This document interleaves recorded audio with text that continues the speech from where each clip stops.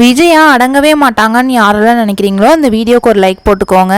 மீனாவும் அண்ணாமலை கிட்ட, மாமா நீங்க வந்து கதவு தட்டினீங்கன்னா கண்டிப்பா வந்து அத்தை வெளியில வந்துருவாங்க, நீங்க எப்படியாவது வந்து கதவு தட்டி அத்தையை வெளியில கூப்பிடுங்க அப்படின்னு சொல்றாங்க. ஆனா அண்ணாமலை வந்துட்டு இல்ல நான் கூப்பிடவே மாட்டேன் அப்படின்னு சொல்லிட்டு போயிட்டு படுத்துக்கிறாங்க. எல்லாரும் வந்துட்டு அவங்கவுங்க வேலையை பார்த்துட்டு தூங்க போயிட்டாங்க. விஜயாவும் வந்துட்டு அடுத்த நாள் காலையில எழுந்துச்சு வெளியில வராங்க. விஜயா வந்துட்டு எழுந்திருச்சு பார்வதி வீட்டுக்கு போயிடுறாங்க. அங்க போயிட்டு பார்வதி கிட்ட நடந்தது எல்லாம் சொல்றாங்க. இந்த மாதிரி நடந்து போச்சு அப்படின்னு சொல்லிட்டு பார்வதியும் வந்துட்டு நான் வந்து பேசுறேன் அப்படின்னு சொல்லிட்டு விஜயா வீட்டுக்கு வராங்க. அண்ணாமலை வந்து விஜயா கிட்ட நான் வந்து உன்கிட்ட பேசணும்னு நினைச்சேன்னா நான் சொல்றத நீ கண்டிப்பா வந்து கேட்கணும், நீ வந்து மீனா கிட்ட போயிட்டு மன்னிப்பு கேட்கணும் அப்படின்றாங்க. நீ வந்து மீனா அவங்க அம்மாவை வந்துட்டு தப்பு சொன்ன, அவங்க தான் வந்து நகையை மாத்தி வச்சுட்டாங்கன்ற மாதிரியே சொல்லிட்டு அடுத்து வந்து எங்க அம்மாவையும் சேர்த்து நீ வந்து குறை சொன்ன, அதனால நீ மீனா கிட்ட வந்து நீ கண்டிப்பா வந்து மன்னிப்பு கேட்கணும்னு சொல்ல முத்து இருந்துகிட்டு ஆமாப்பா நீங்க சொல்றது கரெக்ட் தான் சொல்ல மனோஜ் இருந்துகிட்டு எங்க அம்மா எதுக்குடா மீனா கிட்ட வந்து மன்னிப்பு கேட்கணும், அதெல்லாம் கேட்க முடியாதுன்னு சொல்ல முத்து இருந்துகிட்டு நியாயப்படி மனோஜ் நீ தான் வந்து